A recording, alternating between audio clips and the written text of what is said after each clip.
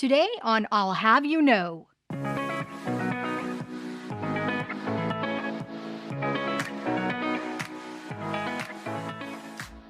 I have grown and changed and learned so much in just 1 year. And to think the opportunities I've had in the job market, these are roles that probably would have taken me 15 years without being at Rice Business to get to that point. from Broadway to business school, class of 2021 full-time MBA Julianne Katz talks about the student transition at Rice Business during the pandemic, how she landed in Texas, and what exactly is a global MBA intern. Today on I'll Have You Know, we have Julianne Katz, Rice full-time MBA class of 2021, and we want to welcome you to the program. Hello, Julianne. Hi, thank you so much for having me. Thank you for joining us. I know the school year is off to your second year of Rice Business. Give us an idea, first of all, of just some of the classes you're taking this fall. Oh my gosh. Well, I'm off to a slow start actually because I'm also working part-time for my internship that kind of continued into a role during the year, but I'm taking pricing strategy, enterprise acquisition strategy in the tech ecosystem. That's what I'm in right now. And I have a very heavy course load coming up second term, tons of entrepreneurship and marketing focused courses.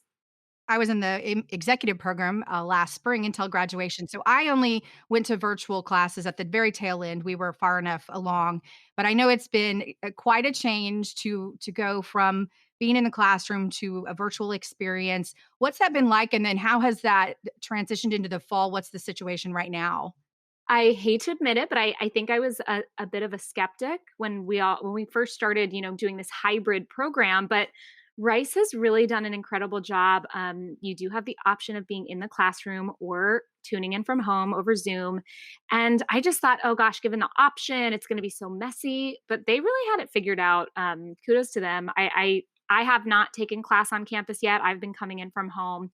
And I really don't feel like I'm missing out, but there are plenty of people in the classroom. So we're all kind of in it together. I think everyone's gone into this new school year with a really positive outlook. I think it was much harder continuing courses when we first entered the pandemic, just because there was so much uncertainty and we were so unprepared, obviously. And now we're really kind of rolling with it. How has your class been able to sort of stay connected? Because I know just such a key, in business school is being able to go to events and be together. What have you guys done to stay connected? Yeah, I mean, we're definitely trying to prevent Zoom burnout. We're not trying to be in like Zoom happy hours every day of the week. I think when it first started, little things like I ran a once a week fitness class for the Rice Women in Business organization. I was a fitness instructor in my past life, so I kind of brought that out to keep people together.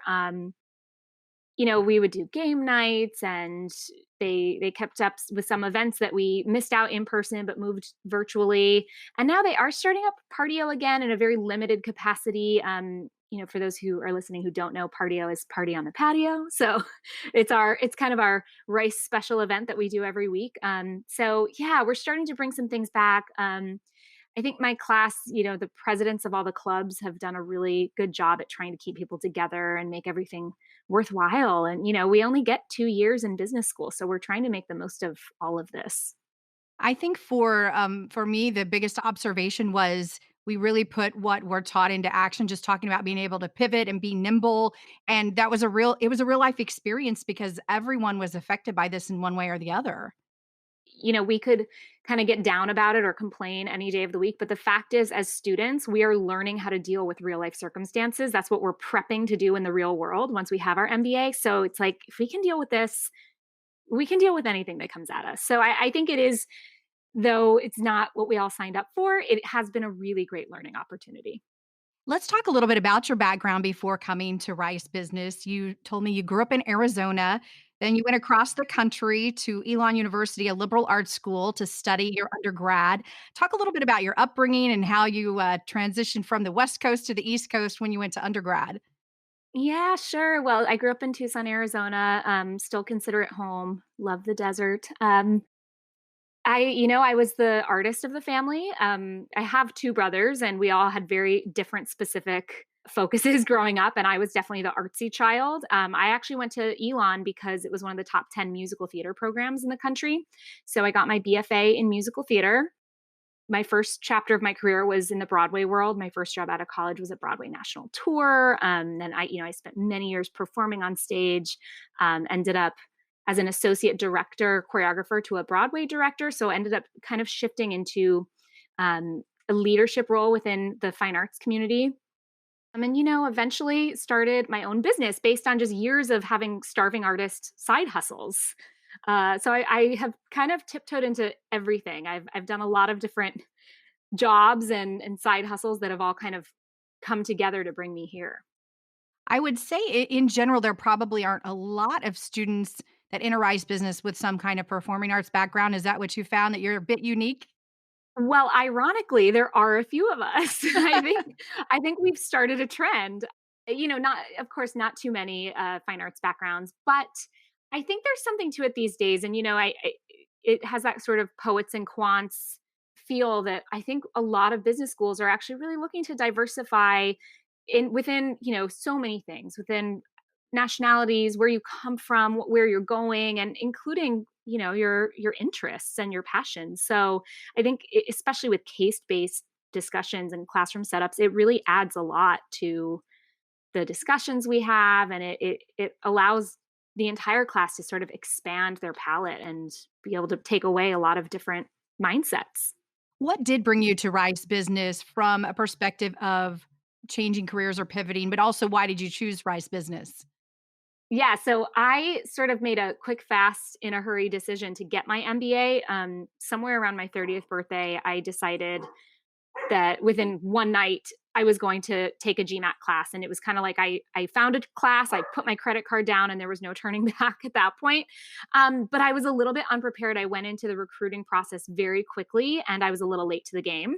So it was not until the following year that I was actually able to kind of get my ducks in a row. And the previous year, I had applied to and was waitlisted at UT Austin at McCombs, and thought, let's kind of expand from there the second year when I was applying. And I met Margaret Kazibwe, who is in the admissions office, at an event in New York, and just kind of came across her table. And I'll tell you what, there's an aura of a presence of the people at Rice, and that's not only the students and professors, it's the entire staff. And your first point of contact is the admissions office. And those admissions personnel are the most incredible, warm, amazing people. And so that was my first intro to Rice, was just like, "Hey, I love this woman. Let's talk." And she said, "Hey, I'm doing interviews tomorrow from the hotel. Do you want to interview?" And I said, "Absolutely." So I interviewed for Rice without even having an application done. And the rest was history. I got in, I came to an admit weekend, and I was really lucky to, I think have made a good impression. I got scholarship money, and it was just a very wonderful, I feel like it was a match made in heaven, and it was very organic and happenstance. What are you specializing in with the full-time program? That's a great question. I believe I'm concentrating in entrepreneurship. I think it's like a matter of one or two courses that will or will not give me that concentration. But in general, I am taking a lot of entrepreneurship and marketing courses. Do you have a goal coming out of the program? Yeah, I think coming into the program, I was very open. I recruited in a lot of different directions, and my internship this summer helped me really. I think it opened up my mind to a lot of roles within big corporations that I came to business school having no idea about. I had the opportunity to work as sort of a corporate entrepreneur. They call it intrapreneur within the company, and I've always had that entrepreneurship spirit and that hustle and drive, but having been a founder of a company for 6 years, I'm kind of wanting to take a break from that, from having a business as a baby, and I want to get that big corporate experience. So I think there's this kind of new world opening up where there's corporate innovator roles, from strategy positions to marketing on new products. So that's sort of where I hope and see myself landing. You've touched a little bit on your internship, and it has the title Global MBA Intern at ZX Ventures.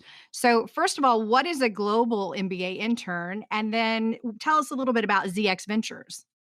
Yes, that mysterious global in front of the MBA intern. So ZX Ventures is a subsidiary of AB InBev. AB InBev kind of has many names around the world. Anheuser-Busch here in the US, so they own Budweiser and Stella Artois. It's the biggest beverage company in the world. So 5 years ago, they started a subsidiary company called ZX Ventures, which is both a venture fund and it's their innovation business that basically either acquires or starts new businesses. And ZX Ventures owns the business for a short time, and once it reaches a certain level of revenue, a certain level of success, ABI typically absorbs that into the core company. I had a chance to visit the New York office in January, and you walk in and you really go, "Oh, I'm at a startup company." Like, it's incredibly hip and cool and fresh, and everyone is wearing jeans, and it's super casual. There's a brewery on the first floor. There's it's like a you feel like you're working in just a very cool bar. But yeah, it functions and is owned by AB InBev, huge global corporation. So the global part of it is that ZX Ventures New York City office is the global hub. The zones are located all over the world. So I had the opportunity to work with many different zones. I was on Zoom calls every day in Mexico, Brazil, Argentina, London. So we're constantly functioning with these other zones, and we're the global headquarters. So you said you had a chance to visit in January, and then what has the interaction been virtually? Have you had any in-person interaction? What's it like interning in a time of a pandemic? Gosh, it's crazy. I do have to say, I feel so lucky the way that the company sort of transitioned us to this online experience. The normal summer internship there is actually an accelerator program. So you're handed a consumer pain point from the core company and saying, "Hey, we think our consumers are feeling XYZ, go." And it's this accelerator where a group of 4 or 5 interns head off and try to find a solution to this problem and start a successful business out of it. Because of the situation, we were obviously not able to do that. So they put each of us on an individual project. So at first I was thinking, oh my gosh, I'm going to be totally on my own all summer, just like glued to my computer doing research. And not the case at all. I was put on a business unit that had a really massive and important project that was very accelerated by COVID. Um, and I was lucky to have an incredible manager and team that I was working with, and I was with them all day, every day. So it was very collaborative. And now that I look back, I almost think that I was able to network with more people because you had that kind of ability to email people and go, "Hey, can I have a 30-minute Zoom call with you?" And it was more appropriate, and everyone kind of felt they had to. They had to say yes to that. Versus in the office, it's a little more like over drinks, are you going to an event? Are you kind of getting in and networking? But because it was such an established network opportunity, I actually think I was able to connect with more people. And are you still in the internship phase right now, or are you still working for them? What's the status? I'm not, so I'm super excited and lucky. The project I'm working on has taken off, and they just needed some extra hands on it. So I'm working just part time, a few hours a week, kind of a continuation on my role. And obviously, it's easier to hire someone who already knows everything that's going on. So yeah, worked out really nicely. So, talking more about ZX Ventures, it seems like a lot of different major companies have gone about this kind of model where they are actually seeking to solve problems and attacking them in this entrepreneurial way. Can you talk a little bit more about that? And do you see this model continuing to grow to other companies and corporations? Yeah, I mean, I don't necessarily know the full functionality of the the financials of this owning a subsidiary, and therefore it's a separate company creating all of these new businesses. I'm sure there's reason, and I'm sure it works out in a positive way, or else why would anyone do it? But to me, and in my mind, the whole purpose is to collect this amazing pool of human capital. So the company, I mean, they are bringing people in from all backgrounds, lots of entrepreneurs, so people who have actually run their own businesses, and who have, I mean, even people who have run beverage companies. Yeah, so I think it's just really telling that companies, big corporations are looking at creating this pool of people that have this creative thinking outside of the box ability, and they're hiring them as entrepreneurs, as innovators. And I think there's a lot to be said for that. And I think a lot of companies either are or will be moving in that direction. And I think at one point in time, maybe someone was in a corporate role, they left to be an entrepreneur, and then that's it. And now it's almost like they're sort of meshing and they're recognizing the value of what an entrepreneur can bring to the table. In your mind, what does entrepreneurial spirit mean? Oh man, I mean, I think that entrepreneurs don't leave any stone unturned. I think that you have to have the ability to really dig into things deeper than, you own it. You own it. So, in ZX Ventures, someone who starts up a new business division is called the founder. Even though you don't own that company, you're called the founder. So, I think there's a sense of ownership. There's a sense of pride in what you do. We're not just there punching numbers, we're really owning an entire product or service. Yeah, and I think there's just a hustle to it. Because I lived in New York so long, it became a very like, you look around and everyone in New York is kind of a hustler, but but there is this hustle that people who are entrepreneurs just have this drive that, they're not going to go to bed without resolving a problem. What has maybe been the most surprising thing for you with your experience at Rice Business? I don't think I've been surprised about Rice Business. I think it has lived up to everything that I expect. Like, my expectations have been met. I've gotten so much out of it. I think the thing that actually surprises me most was how I was able to become an MBA student. I think it's more less about Rice, because I expected Rice to be an amazing school, really hard, which it was. I mean, my first semester, there were lots of tears, there was a lot of struggle involved. But yeah, I think more it's surprising to see how kind of a somewhat outsider to the business community can come in and be absorbed into this world. And it's not just me. I have many classmates that, have similar experiences, and it's really kind of amazing. If someone was debating maybe going to business school, Rice Business in particular, what would you tell them? I think first you have to know how hard it is, and you have to be ready to face the challenges. If you think that business school is a vacation, you're probably doing the wrong thing. Maybe at another school. Maybe another school's a vacation. Rice Business is not a vacation. But yeah, I think, I already in myself, I mean, I have grown and changed and learned so much in just 1 year. And to think, the opportunities I have had in the job market, these are roles that I would have never probably would have taken me 15 years without being at Rice Business to get to that point if I had started just, from a strictly work experience. So it really has jump started not only my career, but my life. So, where do you see yourself in 5 years after you graduate from Rice Business? I think if 2020 has taught us anything, it's that one day at a time. But, um, I would love to be at a marketing director level. I'd love to be running a specific department or have ownership over a product. So, on that kind of corporate innovation level, really having something that I built and created and can watch grow and, eventually see it grow so much that it gets handed off to the next team, and then I get to start over again. I know that most people talk about, going through Rice Business and it's an experience that changed their life. What would you like to say just about your experience? And it's not over yet, but just some insight into what you would want people to know about it. I think that Rice just there's something about this program that they really do just find the best people.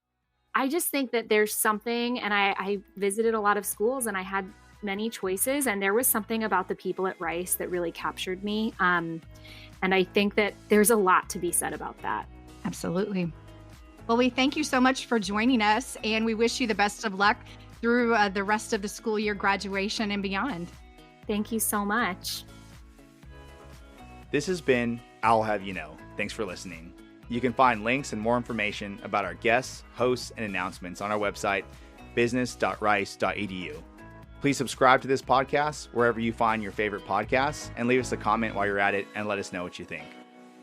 I'll Have You Know is a production of Rice Business and is sponsored by the Rice Business Alumni Board. The hosts of I'll Have You Know are myself, David Druglever, and Christine Dobbin.